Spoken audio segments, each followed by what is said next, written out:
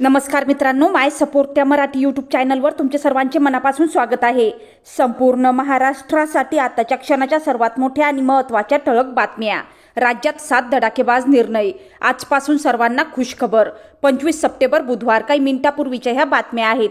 या संदर्भात सविस्तर माहिती या व्हिडिओत जाणून घेऊया।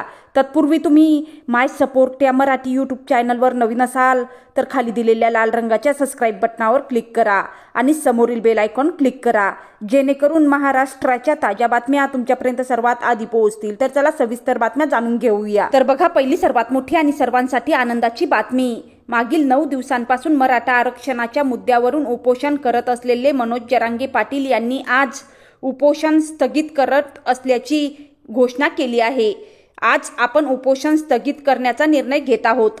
जे लोक इथं भेटण्यासाठी येत आहेत त्यांच्यासाठी आपण थोडा वेळ थांबू आणि 4 ते 5 वाजता उपोषण स्थगित करू।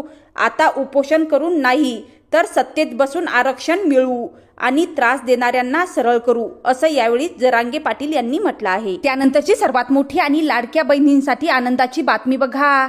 मुख्यमंत्री लाडकी बहीण योजनेचा 3रा हप्ता महिलांच्या खात्यात 29 सप्टेंबरला जमा होणार आहे। त्यामुळे या दिवसाची महिला आतुरतेने वाट पाहत आहेत। त्यात आता सरकार योजनेचे पैसे उद्याच बँकेत पाठवणार आहे। त्यानंतर बँक उद्यापासून हळूहळू हे पैसे महिलांची डीबीटी करायला सुरुवात करणार आहेत। त्यामुळे महिलांनो, उद्यापासून बँक खाते तपासायला सुरुवात करा। रायगडमध्ये होणाऱ्या राज्यस्तरीय कार्यक्रमात लाडकी बहीण योजनेच्या पैशाचे वाटप होणार आहे। त्यामुळे बँकांकडे आता योजनेचे पैसे आले आहेत। आता बँका हळूहळू पात्र महिलांच्या खात्यात डीबीटीच्या माध्यमातून पैसे हस्तांतरित करणार आहेत। त्यामुळे महिलांनी त्यांच्या मोबाईलवरील मेसेज आणि बँक खाते तपासायला सुरुवात करा। त्यानंतरची सर्वात मोठी आणि महत्त्वाची बातमी बघा। देशभरात रेल्वे रुळावर सिलेंडर खांब दगड ठेवून अपघात घडविण्याचे प्रयत्न सुरू असल्याचे दिसून येत आहे। दरम्यान छत्रपती संभाजीनगर मध्ये अशीच घटना समोर आल्याने खळबळ उडाली। मध्यरात्रीच्या सुमारास हा प्रकार लाडगाव करमाड शिवारात घडला। मात्र सुदैवाने या मार्गावरून जाणाऱ्या नंदीग्राम एक्सप्रेसचा मोठा अपघात टळला आहे। नंदीग्राम एक्सप्रेस रात्री छत्रपती संभाजीनगरहून जालन्याकडे रवाना झाली। ही एक्सप्रेस रात्री 1 वाजता लाडगाव करमाड शिवारातील उड्डाणपुलाखालून जाताना चालकाला रुळावर सिमेंटचे ढापणे, सिमेंटचे दगड ठेवल्याचे निदर्शनास आले। यावेळी रेल्वे ताशी 100 किमीचा वेग असल्याने ब्रेक लागेपर्यंत रेल्वेने दगडांना उडविले। जोरदार आवाज झाल्याने प्रवाशांच्या काळजाचा ठोका चुकला। सुदैवाने हानी वाचली। त्यानंतरची सर्वात मोठी आणि महत्त्वाची बातमी बघा। विधानसभा निवडणूक आता अवघ्या काही दिवसांवर येऊन ठेपली आहे। राज्यात विधानसभेचं वारं वाहू लागलं आहे। या पार्श्वभूमीवर घडामोडींना वेग आला आहे।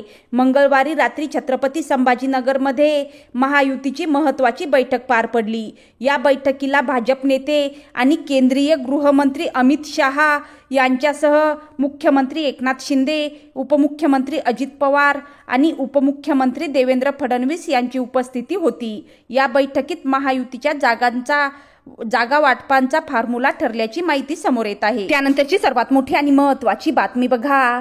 मुंबईतील वांद्रे परिसरातील पॉश परिसरात जागतिक दर्जाचे क्रीडा संकुलन तयार होणार आहे। या कामी महाराष्ट्र सरकारने पुढाकार घेतला आहे।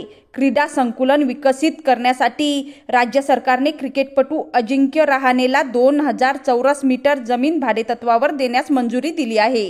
सोमवारी राज्य मंत्रिमंडळाच्या बैठकीत याबाबतचा निर्णय घेण्यात आला। यानंतर अजिंक्य रहाणेने social media site Xavier post लिहित राज्य सरकारचे आभार मानले आहे।